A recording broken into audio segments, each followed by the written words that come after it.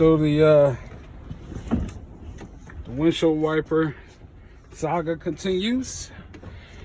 I am at a Love's. One thing that I did while I'm thinking about it here, you just notice I locked my truck. They don't have, at least this version don't have a fob. And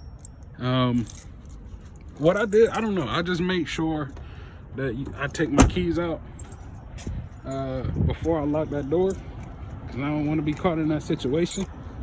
There is some things that you can do, like some people put their key under their hood, like they'll put a spare key and hide it under their hood so they at least have a key to get them in if they get locked out.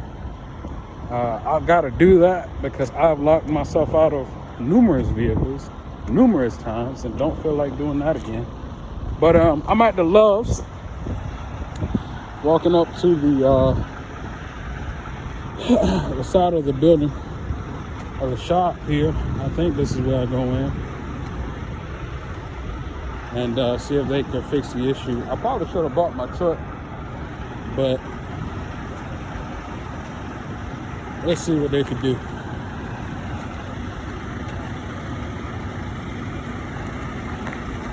I don't know why this guy is creeping like this. And I don't know why I got my gloves in my pocket. Let me put my gloves on, guys. I'll catch you up later. Nor the hat. It's to do. So, I mean, it's like 6 o'clock here going on. And they made me an appointment. They're going to give me a call when they're ready. He was like, I should have made it a roll call, so he would have came out to me, but it's whatever. I'm here. I'm at a Love's, which is one of the better places you can be, because it has like showers and food. There's always some type of food. Love's and Petro. Okay, let me break it down for you. So you have Love's and Petro, Pilot and Flying J's. Pilot and Flying J's are like your Walmart, your typical Walmart. You go, you find them. They're not everywhere, but when you find them, it's a good thing. Love's and Petro is like it's like Costco. It's like Costco. Love's in general, Love's in particular, is like a more homey Costco. It's roomy, very roomy, a lot of space. You can always, at a Petro or Love's, find a lot of parking, ton of parking. Their Pilot, I mean, there'll be a parking, might not be a lot of parking. Flying J, I haven't been to a Flying J. Another thing I like about Love's and why I say it's more homey is that they'll usually have like a lot of like good food. Like I've sat and watched a few movies. They have movie rooms, showers, laundry. It's pretty cheap. I enjoy Love's. I've been to a Petro. Petro is like a Costco mall. Like they always have like 4 or 5. Now Petro, ton of parking, like even more than Love's. But they also have like 6 different restaurants in there, fast food joints. They have a chiropractor in there. They'll have a dentist in there. They'll have everything you need out of Petro. You won't find that out of Pilot. Pilot is just like your typical Walmart. You go in there, you'll find maybe one. It'll have like at least one fast food place where you can get some food, and then of course their own food. But just your typical Walmart. If you want Costco and more homey, you go to Love's and Petro. And like I said, you won't find them everywhere. So when you find them, you know they're popular. They're popular. But yeah, I got a sub, some cookies, and I'm about to tear this thing up. If I can open the door, which I forgot. All right, I'm gonna point this out because I'm sitting here waiting for the guy from Love's to come back to fix my windshield wiper so I can go to sleep and get some rest. But I mentioned before, right? The truck won't stay on It won't stay idling for more than 4 minutes unless it's below like 20 degrees. I believe it is 20 degrees, right? So before, like a few hours ago, maybe not, I won't say a few hours ago, maybe like 40 minutes ago, I had it running. But it was at like 17 degrees when I started to let it run. And then it went all the way up to like 23 degrees. I was like, there's no way, one, that it is that warm outside. I know saying 23 degrees is warm is crazy, but there's no way it is that warm outside. I know it's freezing out there. And two, I know the temperature is not rising when the sun is going down. So this sounds a little bit conspiracious, if that's a word. But every time I let the thing idle, like I started at 18 degrees and now it's at 19 degrees. No doubt it's going to go up from there to above 20, which means it's going to start shutting itself off. I think this is a conspiracy to freeze us all off. Because this truck has programmed itself to raise the temperature so it doesn't have to stay on. Am I crazy? I gotta be. I am not crazy. How the heck is it right? Oh man. Hey, okay. I see what Schneider got going on here. Secretly raising the truck temperature so we can't idle these suckers. I see what we got going on here. Alright, so I am back. You guys won't believe this, man.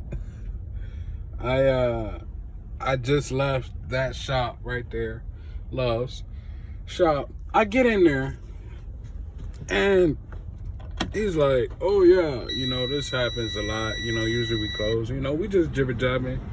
He's like, go ahead and you know, try to see if anything comes out. He didn't do nothing. He was like, I just want to see. So he's trying to see if anything comes out. This is what happens. Look at that bull crap. This bull that's bull crap.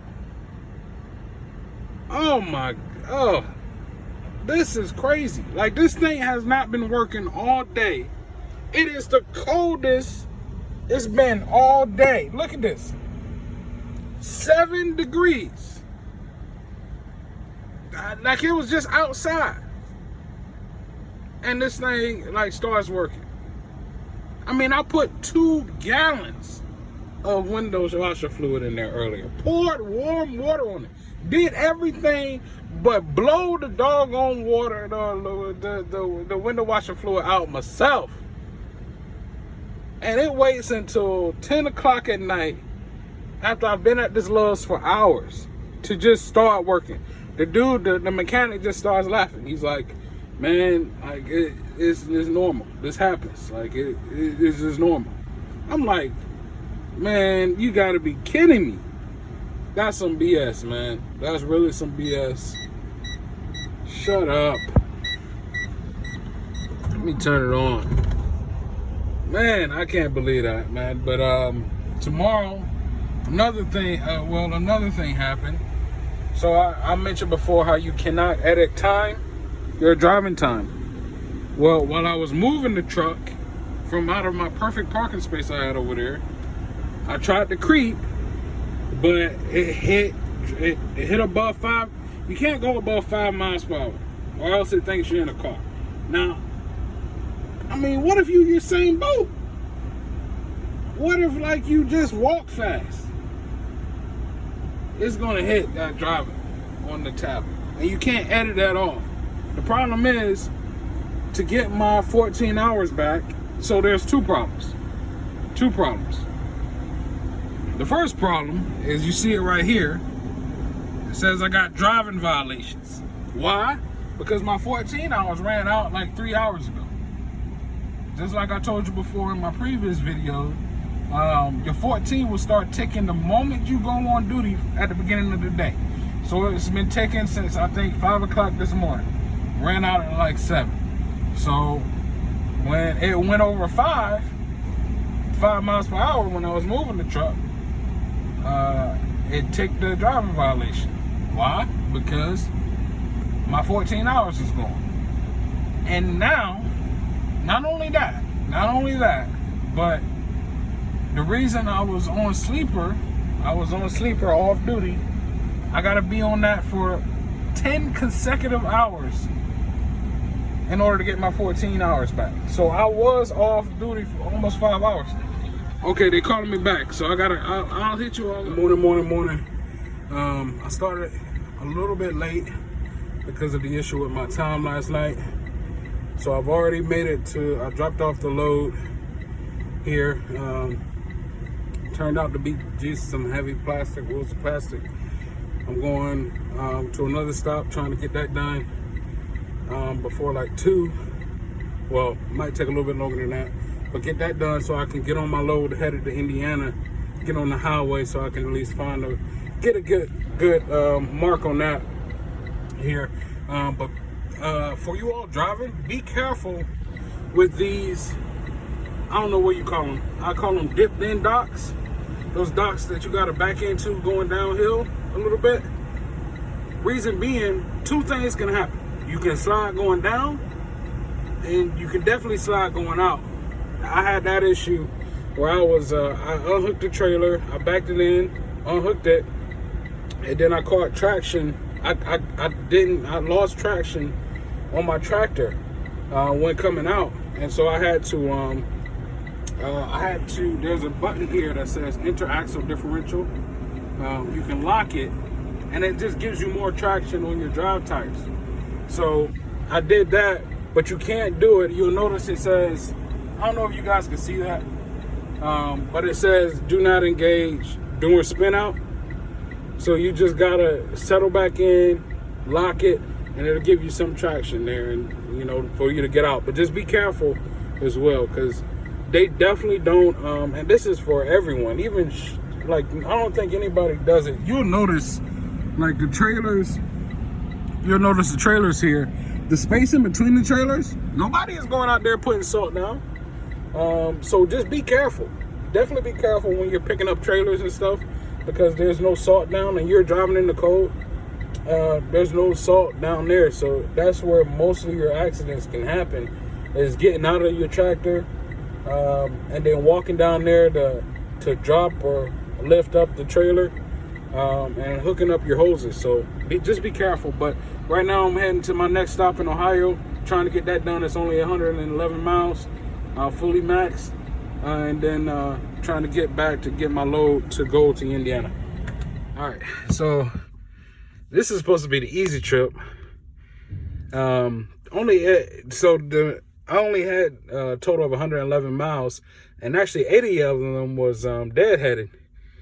And so I only got 20 miles for this load, which is max, but it's fine. The problem is I got to go down there. And they've been at this for a while now. That's another Schneider driver. The yard dog tried it first, but what they're trying to do is back into that trailer. I guess it's loaded to pull out. It might be an empty even. But the problem is, and you'll see it, he's spinning out. Just like I described before. He might have it. Let me see. He might have it. But what he's got to do is put pressure on it he's got to back it in for that kingpin lock to engage around the kingpin. He can't just gently back it in there, unless he can.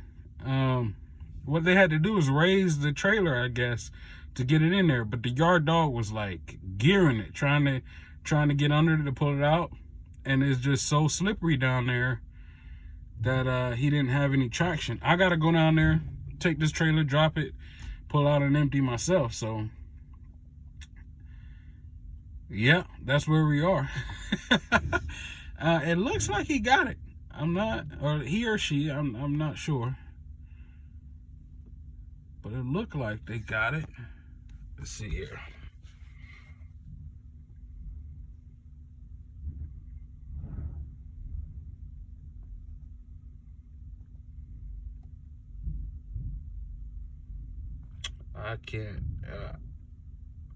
I can't tell. Can't tell, but I'll follow up with you. I got a yard dog coming up now. I'm gonna ask him, is it safe? But I'm gonna watch that Schneider driver get out of there first before I even attempt to take this trailer down there. I'm not putting myself in that. So that person's, that truck still hadn't gotten out. Another truck, another Schneider driver, in fact, that pulled up beside me. And I'm gonna go talk to them now and see what's going on, because all I had to do was pull in. The dude that I was talking to was like, yeah, it's a football field of space behind there. I don't know what kind of football field this dude was playing on as a kid. But there's train tracks here, all around here. Let me zoom out. Well, I can't. There's train tracks here. Yeah, there's space. But all of this is ice. Like, there's no salt or nothing. Just because it's dirt underneath doesn't mean that it can't get iced over. So my truck was slipping and everything. I had to put the differential lock on to get it propped out and to get it backed in. So I backed in there. I had to come in here, take it all the way around, turn around, you can see the turns, and back it in there. But this is crazy. This is the mess that, you know, I should have called Schneider. But let me check on this. Let me check on Buddy here. Oh, they are pulling out. Okay. They're pulling out, which is good. Okay. Well, that's a good deal. I don't know where the other truck went. I thought it was right behind me. Let me go ahead and unhook my trailer, pick up an empty, and get the heck up out of this mess so I can get on the road to Indiana. This is some bull mess right here. Like, if you come up on this and you're sliding like that, yeah, do the best you can. You know, I put my locks in and it was pretty steady after that, but you got to go up a hill. So I don't know how that's going to, you got to go up a hill to get out of here. So I just don't know how that's going to be. I don't know. Like, they should have at least salted that area, but I don't know. Let me just pick this empty up and get out of here. While I was just unloading it, it hit me. It hit me. I'm gonna have to do this quick because somebody coming. It is dirt. I mean, it's just dirt. There's no landing pad.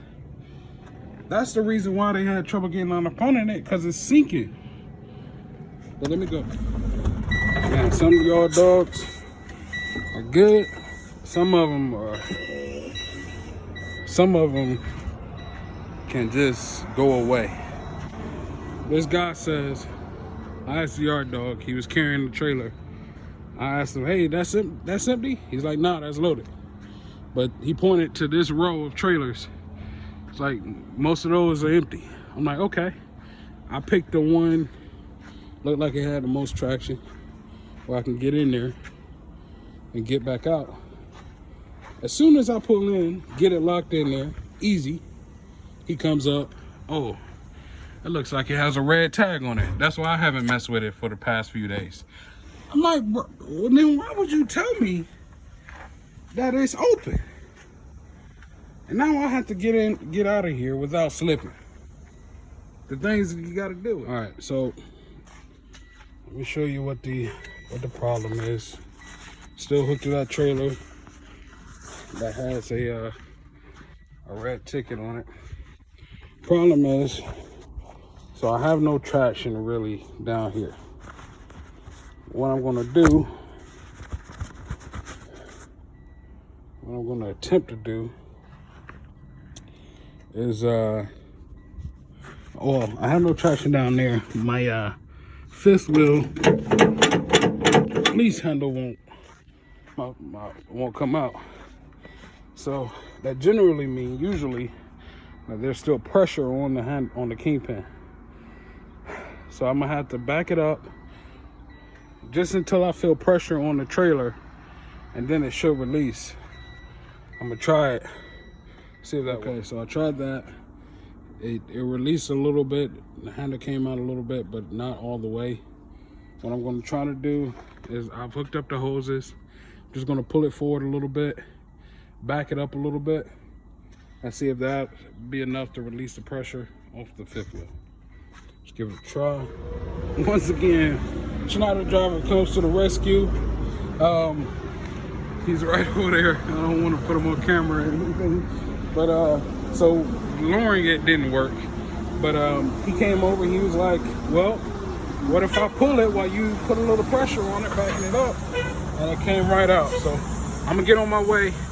Man, it's good to be a part of Schneider when you got all these people to help you out. Good morning, good morning, good morning. I am at a rest stop somewhere north of Columbus, Ohio. Today's gonna be a big travel day only because my previous days, there's something happened that kept me from doing the most. So the great thing is that I'm entering mostly flatlands for the most part, which means I can make up some time when I'm going to Indiana, and then I'll be headed to Wisconsin. Yeah, so I'm going north. As you can see, it's 15 degrees outside, but it's not snowing. It hasn't snowed for the past couple of days in this area, so the roads should be pretty good. I checked out the weather going up north. Of course, it's cold. It snowed a little bit, but the roads should be good. I've done my mini pre-trip for this morning. I'm gonna go on duty there. Before I do that, I'm gonna go on duty there and do a little bit of trip planning before I hit the road. But I got about 250 miles to do to the next trip, and then I got a 50-mile total trip in Indiana, what I'll do, and then after that, then I got the trip to Wisconsin. So should be a busy day.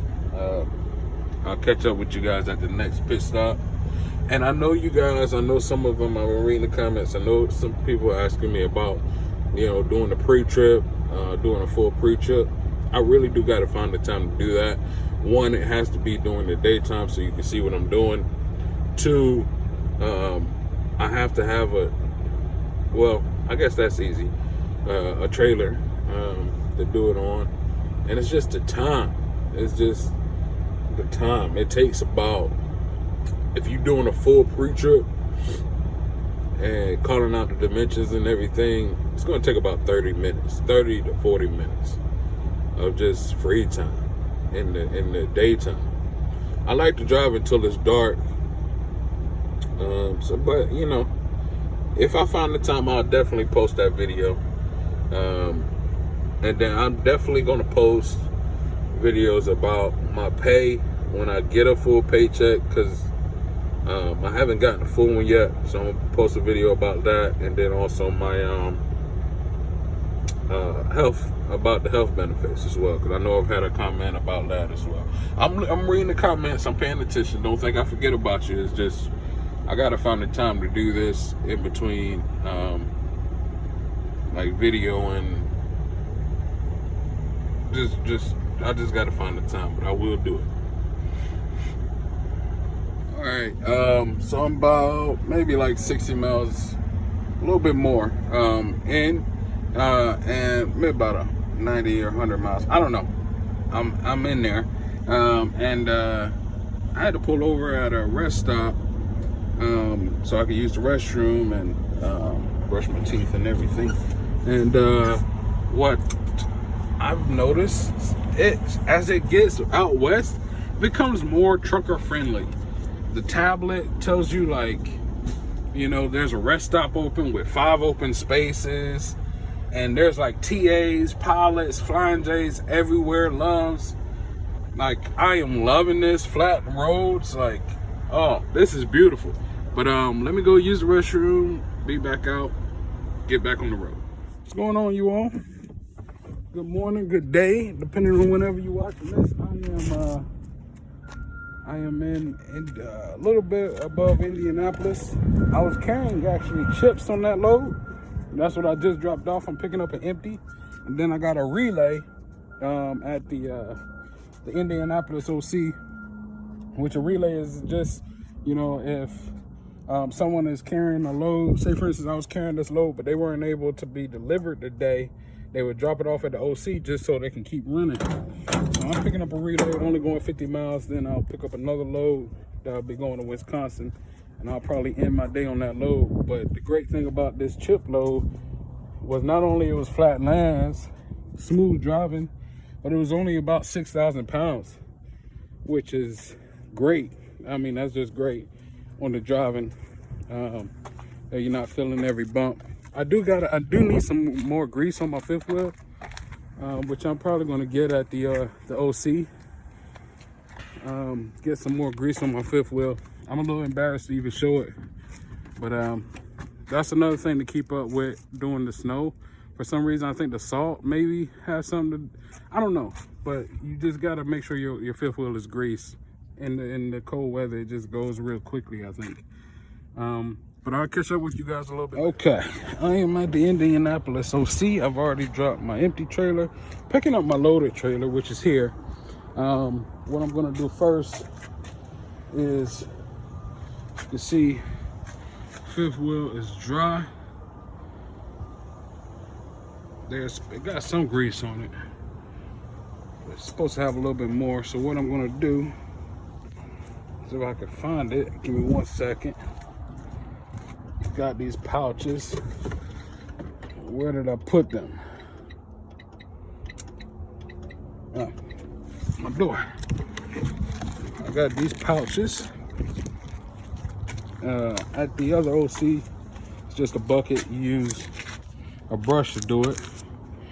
But here, it says do not remove from pouch. Paste one envelope on each side of the kingpin on trailer or each side of the fifth wheel plate. So I'm literally going to just place it right there. Place this one on the other side and let the backing do the work. I'm spreading that. I'm gonna place it in so it don't slide out or anything, but I'm gonna literally let it do the work. I'm spreading that grease. But sometimes, like, you'll go, at least with Schneider, you'll go to the maintenance shop and then have a bucket outside. But they said that here that they don't do that because it creates a mess. Or they create a mess with it. So once I back up under there, it'll pop it, spread the grease, and I'm good to go. All right, so it's always something. Y'all know it is. That's just what it is. I've come to expect it at this point. So I was just taking that relay load. It's only 20 something miles. It was a max 43,000 pounds, but it was only 26 miles off the road. A drop relay. Get there at like 2:30. I knew the place stopped doing loads at 3 o'clock, but you know, I was like, what the heck? 30 minutes there. Let me go ahead and try. Get there. Lady's like, first she couldn't even find the load, and then she was like, well, you know, they said they were supposed to be here at 7 o'clock this morning, and then they said it was going to be here at 12 o'clock this morning, or this afternoon, and there's now no one here to empty it or unload it. So I called my DTL and I had to bring the relay back. Okay, so that's the relay there. And this is the same empty trailer I had before. Just gonna pick it up because it's pretty difficult to find empties. I'm gonna go pick up my load to go to Wisconsin and try to find a Love's or a Pilot so I can take a shower. I feel good about myself. Feel good about myself tonight. I got that sandwich that I bought yesterday morning. I ate the other one yesterday, and I mean, it should be good. Either way, I'm gonna eat it. You know, I just don't want any stomach problems on the road. But it's like a good cold cut sandwich. So, I mean, it's been pretty much refrigerated the whole time because it's been cold as heck. until today, like it's 41 degrees out, which is pretty warm, you know, relative to what I've been dealing with. But so, you know, just going over basic stuff. I made sure my hoses are connected. These are called your glad hands. I made sure those was connected. Make sure my electrical cord is in. Make sure my other glad hand was connected. I always go, because this is the one thing I do worry about, is my trailer dropping. So what you do is you go under the trailer and you see that little hole right there. You're looking at that. That's the lock. That little bar right there, it's actually around the kingpin. The kingpin is behind it. What you're looking for is any shiny spots. Any shiny spots mean that it's not fully engaged around the kingpin. And what you have to do is just pull forward or pull backwards to release the pressure off of it. From the problem that I had yesterday, that's what I was trying to do, release the pressure off of it. But you don't want to see any shiny spots, because that will indicate that it's not fully engaged, and you'll be looking at your trailer in the rearview mirror. That's my scare. That's what I think about the most. It's like me dropping my trailer. So I check that 3 times before I pull off, because I do not want that to happen. That's an automatic fire as well. But yeah, let me get on the road. I'll talk to you guys later. Yo, I'm trying not to make eye contact with the yard dog. I'm here at my pickup going to Wisconsin, and usually on the location details it'll tell you, you know, don't drive on grass or stay on the concrete or the gravel. They didn't say any of that.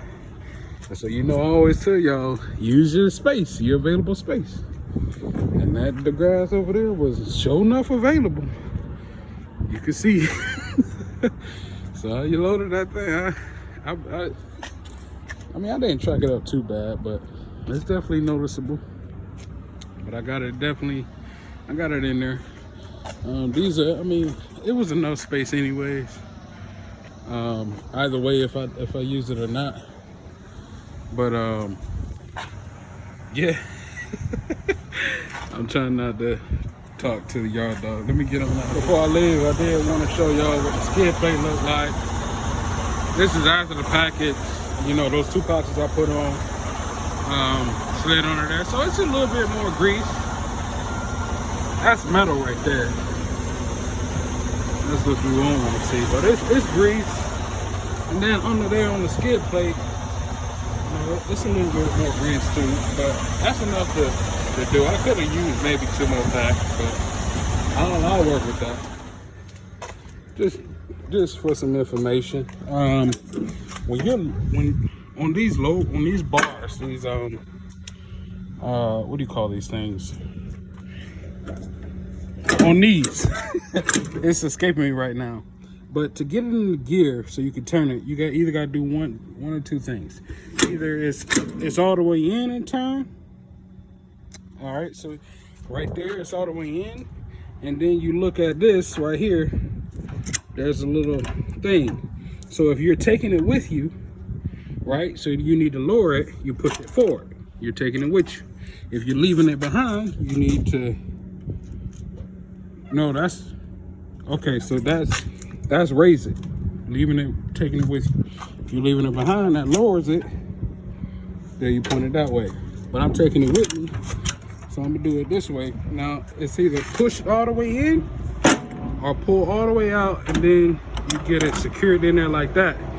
Now while I was doing this, I noticed so much tension that I thought it was a heavy max. It felt like it was a lot of pounds on there.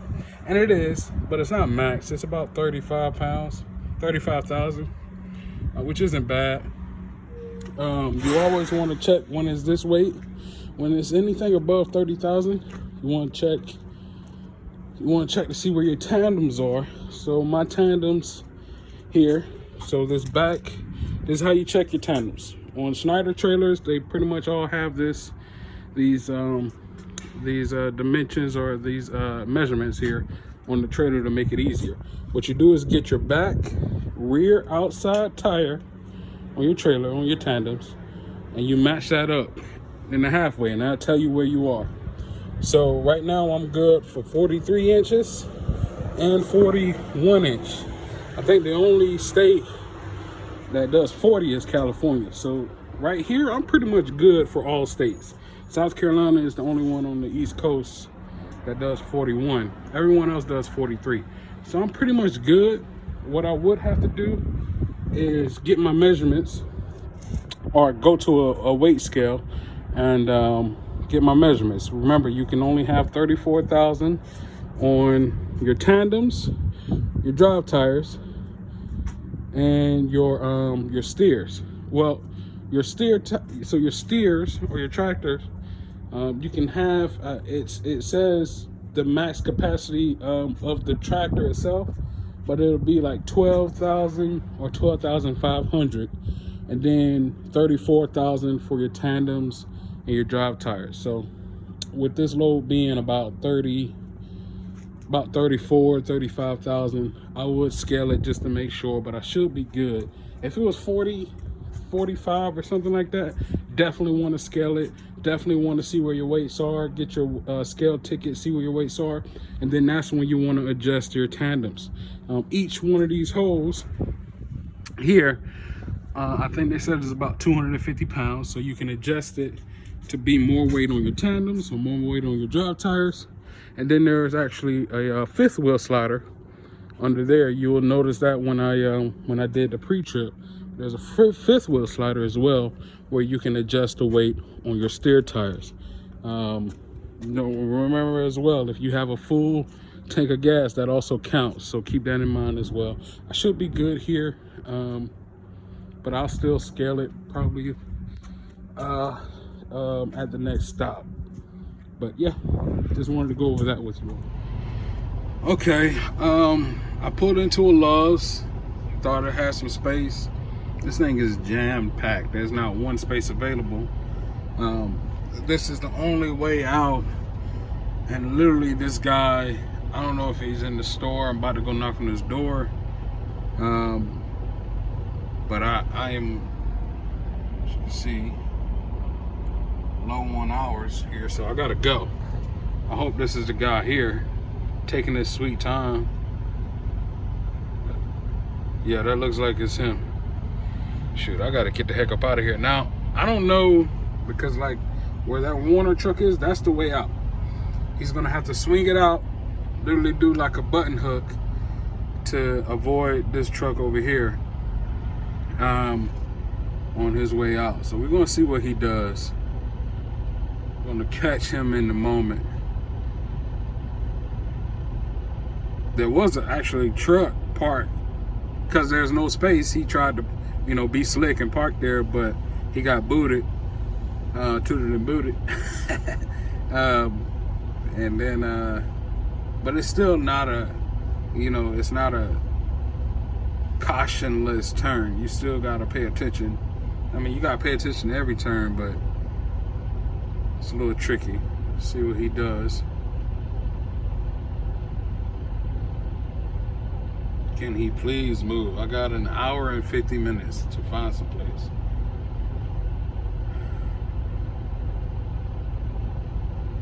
Come on, guy. Come on, guy. Come on, guy. And my truck turns off.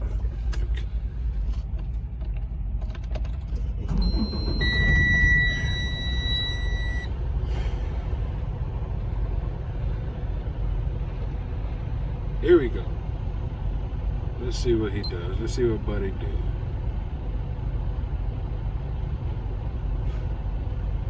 Probably thinking about it. He's a little close, so it's not a lot he can do. He's gonna have to back up a little bit. And then he got this truck coming from his side, Swift. I wonder if she pays attention. Come on, pay attention. Pay attention. He needs some room. Okay, no, he had it. All right, I'm on my way. All right, you all, I'm gonna show you my end of day duties. So if you're Schneider, right, going to my tablet. Let's just go home. All right, this is home. All right, you can see in the upper right corner, it says it's driving. because it'll ask in like maybe like 3 minutes, are you still driving? If you're like situated in or stagnant in one place, it'll ask you. But to change it, I'm going to go ahead and choose that. I'm going to choose on duty because there are things I have to do before I go off duty. You can see here the activities that you could choose from. I'm going to choose a couple of them. I'm going to do a load securement check. There, I'm going to do a post trip. That's very important. I'm going to do a TIV, a tire check, and I'm going to do trip planning. The post trip is the most important thing. You definitely want to make sure you're doing that. Then I'm going to click next, confirm changes. All right, as you can see, has me on duty, which is where I want to be. These are my hours here. Here you see I'm cutting it kind of low on my 14 hours. They're in my 11 hours. My 30-minute DOT time really doesn't matter. There, as you can see, it shows the lowest one up top. Right, so once I got that done, I'm at a, man, I know he didn't just pull in there. Oh, okay.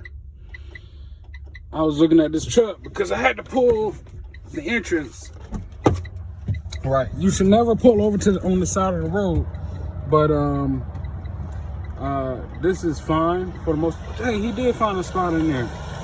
This is fine for the most part. This is just the entrance to the what do you call it? The rest area. It's getting packed everywhere else. I was gonna go up there and check if there was any spaces. There's one space right there he took, but that's okay, that's fine. It probably wasn't even a space. He probably making that space from what it looks like, but that's fine.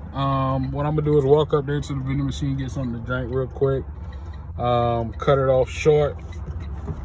But in terms of what I do to check on my truck, gotta make sure I don't lock myself out.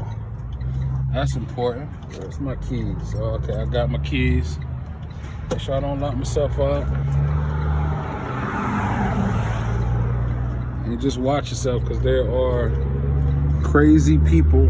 Where's my crazy drivers? Alright, so I got my trusty dusty flashlight. Alright, because it's cold under your door, is gonna have your battery compartment. They're usually gonna have, you see those two handle things? Those are your air tanks. They're your air, because the condensation happens naturally, is gonna build up water inside. There's gonna be water that floats inside. You do not want, there's another one here. You do not want that water to freeze. When I say they are moving, they are moving. You don't want that water to freeze there, or it will render your air brakes useless. So what I do is pull those after every time I stop. I pull them so I won't have that problem. And you know, I go around, I'm checking underneath the trailer for anything wrong, checking the tires. There are these tires right here. Seems to be self-inflating, but I'm checking those as well. Your trailer, when you get a load, it usually comes with a seal, or you'll have to put a seal on there. What I do, if I'm stopping at a rest area, even if I'm stopping at a pit stop, I put a lock on mine. 'Cause I don't want nobody going around messing up stuff, messing with stuff. You know, like yesterday I had some chips. They could have went in there and got my chips, you know. But that's just generally what I do. I'm gonna walk up there to the actual building, get something out the vending machine, and call it a night. I really did want to go to a Flying J or, you know, some kind of pit truck stop, but it's whatever. I can deal. But I'll talk to you all in the morning. What's going on, guys? I know y'all can't see me, but that's okay. So while I'm walking up to the service area, rest stop, this is telling me a couple things. Northeast, you can get to a rest area around 6:30, 7 o'clock and still find some good spaces. It is packed everywhere. You literally, that's telling me you want to be in there by 2, 3 o'clock to secure yourself a space or pay for one, which they're like $13, but yeah, that's exactly what that's telling me. And I hope this thing has accept debit cards.